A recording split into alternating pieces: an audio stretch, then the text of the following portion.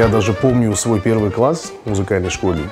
Такой огромной охоты, конечно, у меня не было идти. Но потом, где-то к классу 3 я уже понял, что это все-таки мое.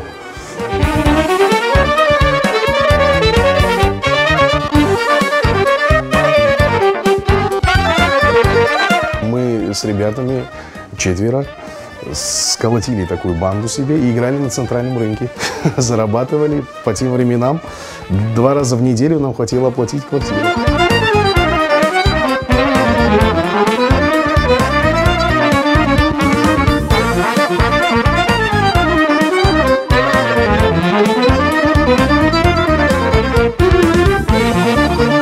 Как солист я себя не вижу, но в качестве аранжировщика есть пару проектов. И, в принципе, сейчас вот на данный момент мы работаем с одним из молодых исполнителей, у которого корни с Крыма.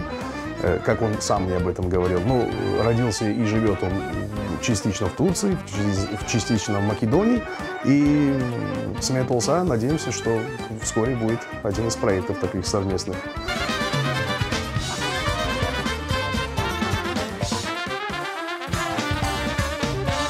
Слушать нашу музыку, заказывать ее и вообще как бы ее популяризировать, мне кажется, нашей музыки должно быть много. Причем ее должно быть разной, я не говорю там только фольклорной, потому что в принципе у нас архивных записей хватает.